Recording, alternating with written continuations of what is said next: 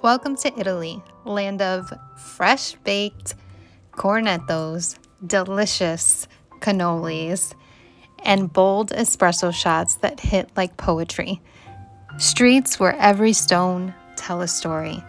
From sunlit piazzas to ancient ruins, I'm taking you along as I soak in all the magic, beauty, and history this unforgettable country has to offer. So come along with me in our once-in-a-lifetime trip to Italy.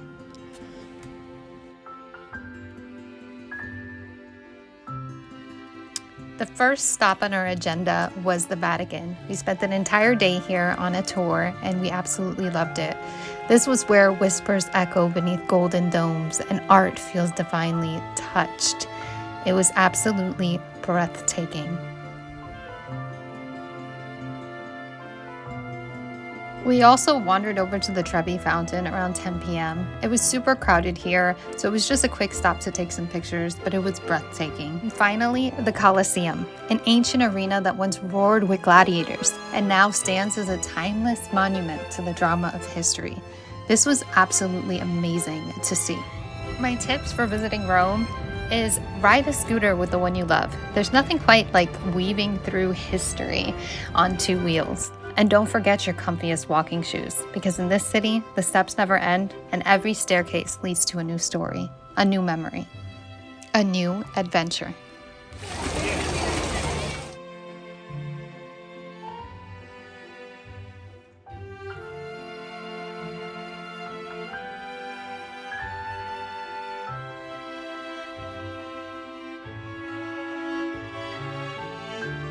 Next, we hopped on a train to Florence, where time moves slower. The bread is always warm, and the bookshops overflow with stories just waiting to be discovered.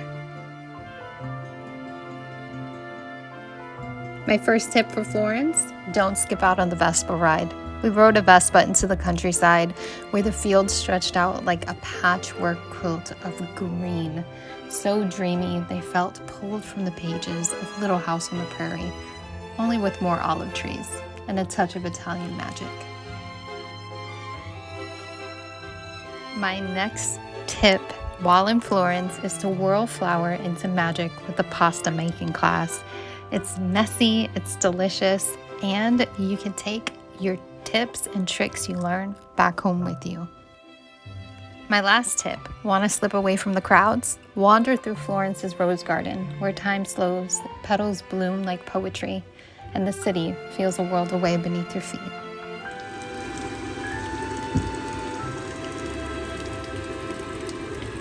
And just 15 minutes from the city, who would have guessed our next stop would be a stone tower nestled on acres of rolling farmland, alive with animals and golden light.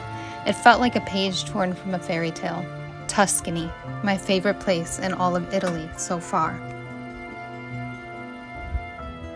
Where the cows mooed like opera singers, geese proudly blocked the road like feathered gatekeepers, and dinner always came with a view that looked painted by Bob Ross himself. My Tuscany tip is, if you ever get the chance to sleep in a stone tower on a farm and ride through olive trees in a golf cart like some countryside fairy tale with your Prince Charming, say yes. Every moment feels like magic. You will not regret it. Our final stop, where stone meets sea. Stairways tumble by the thousands, the scent of fresh pizza dances on the breeze, and cliffside dinners feel plucked from the pages of a fantasy novel. Positano, you are pure magic.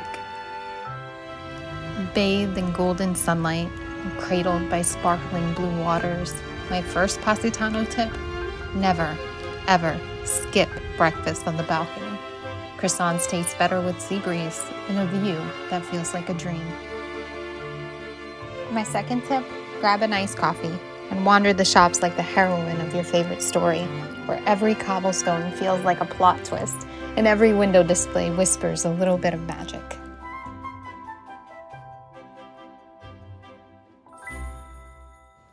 And lastly, don't miss the sunset. When the golden glow spills from tiny cliffside windows, each one a flicker of warmth, a quiet reminder that even the rocks hold stories of home. I hope you've enjoyed this little Italian escape with me. And if you ever find yourself wandering these magical streets, remember 3 things. In a world full of problems, a strong shot of espresso is always the answer. Calories? They don't exist here. So eat the pizza, the pasta, the gelato, and then go back for seconds. And most importantly, embrace la dolce far niente, the sweet, beautiful art of doing nothing at all. Until next time, my friends, don't forget to subscribe on your way out. Bye.